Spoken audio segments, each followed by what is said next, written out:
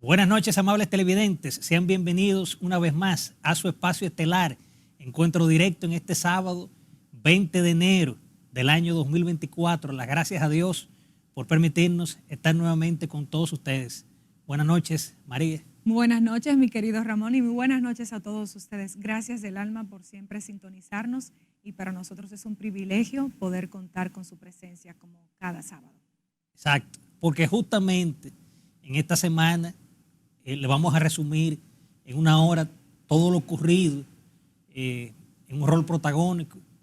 En la entrevista estelar tendremos la participación estelar del doctor Trajano Vidal Potentín. Trajano es abogado, académico, escritor y presidente electo del Colegio de Abogados, un tema que está en el tapete y está caliente.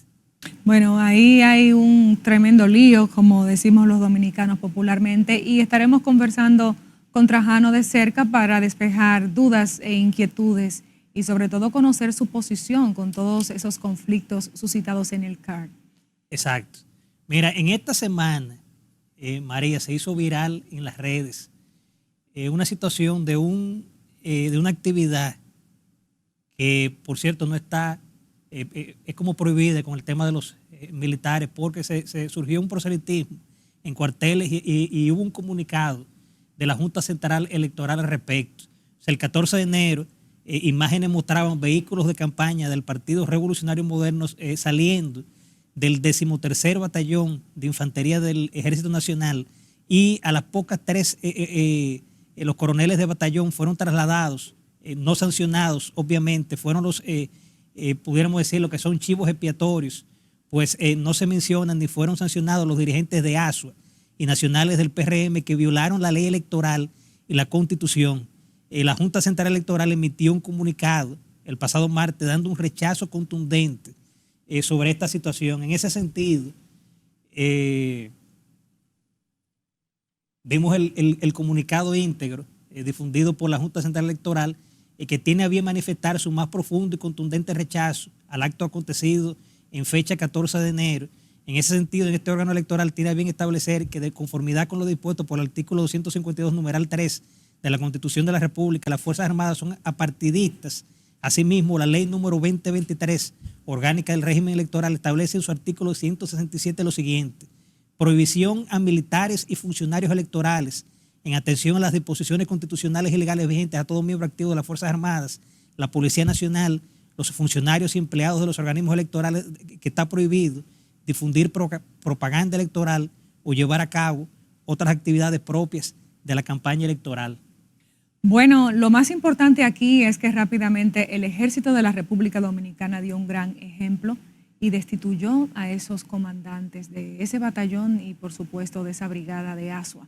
La verdad es que cada día hay cosas que sorprenden a uno. Uno se pregunta cómo este tipo de cosas suceden, porque los recintos militares son bastante seguros y hay mucha rigurosidad para uno penetrar a ellos. Y alguna autoridad que estuvo ahí, por supuesto, fue permisiva. Habría que ver si esto tenía algún otro motivo, como pudiéramos pensar que quizás fueron a abastecerse de combustible, porque qué explicación puede uno darle a esto. No tiene sentido. Lo más importante es que los militares no estaban practicando ningún activismo, sino que fueron dirigentes que actuaron con una irresponsabilidad e insensatez que de verdad avergüenza un poco. Sabemos que los recintos militares, como tú bien comentaste, Ramón, no pueden prestarse para este tipo de acciones, y desde el Ejército se mandó una clara señal a través de su comandancia de que no están de acuerdo y que se sancionarán con los reglamentos de la institución todo aquel que violente los mismos. Y que tanto esas Fuerzas Armadas, en ese sentido, están sujetas a lo que es el orden constitucional con el tema del voto. Y como aquí en las redes todo se riega y todo se sabe, fíjense cómo personas grabando, eso se hizo viral. Claro, no se puede hacer nada oculto, Ramón. Definitivamente las redes están ahí, siempre hay alguien que nos está observando, hay que actuar de manera correcta. Yo reitero, ahí hubo una irresponsabilidad de ambas partes, tanto de los oficiales que estaban a cargo en ese momento, de los miembros de esa brigada de infantería, y por supuesto de esos dirigentes políticos que vulneraron un recinto militar y que también violentaron el reglamento establecido de la ley orgánica, ¿verdad? 2023 sobre el régimen electoral y sobre todo en su artículo 167, que es muy claro, muy específico y muy puntual sobre la participación no solamente de los policías y de los militares en este tipo de activismo político, que no fue el caso, sino que fueron los políticos hacia el recinto militar, sino también que habla de los miembros o colaboradores de los organismos electorales que tampoco deben involucrarse en este tipo de acciones. Sí, porque la Junta siempre fue enfática en ese sentido que los partidos políticos deben de cumplir la norma y su rol de permanecer al margen de toda actividad política. En ese sentido se exhorta a la más alta dirigencia de los partidos, agrupaciones y movimientos políticos a no propiciar ni permitir injerencia de tipo político en los cuarteles y demás instalaciones militares.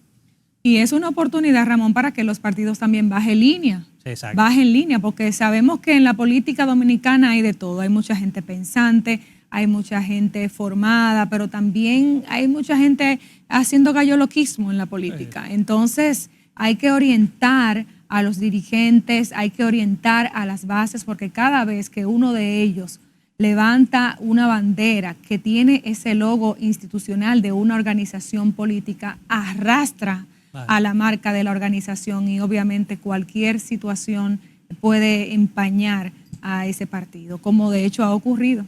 Y eso es un llamado tanto al partido de gobierno como a la oposición. Claro, todo el mundo. En sentido general. Así es, no hay excepciones en la ley 2023 y en el artículo 167, como bien se puntualiza.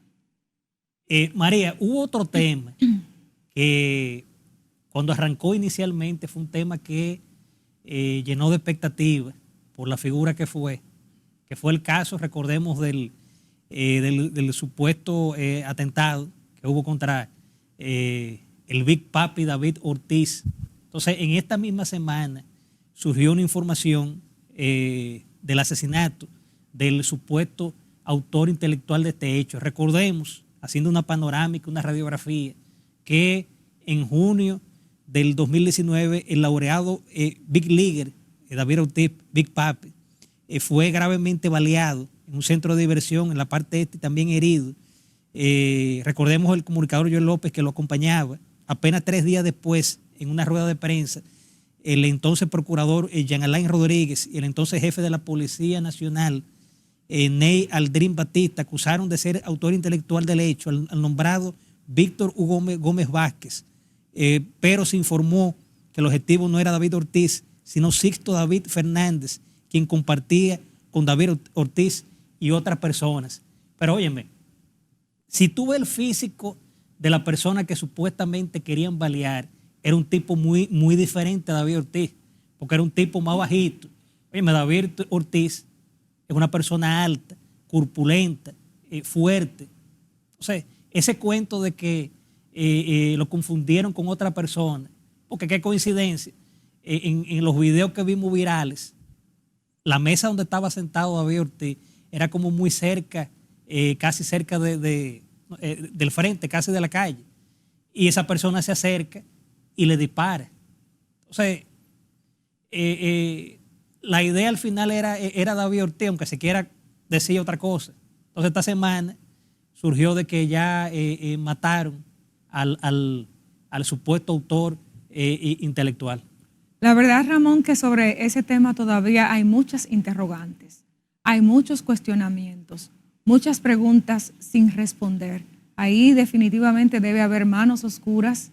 Uno lo que desea es que David Ortiz, que es un gran ejemplo para la República Dominicana, que es un hombre de bien, un hombre noble, un orgullo para nuestro país y también para Estados Unidos, que siga viviendo y que reciba toda la protección necesaria, porque definitivamente con esta acción de dar muerte a uno de los involucrados, el caso se mantiene latente.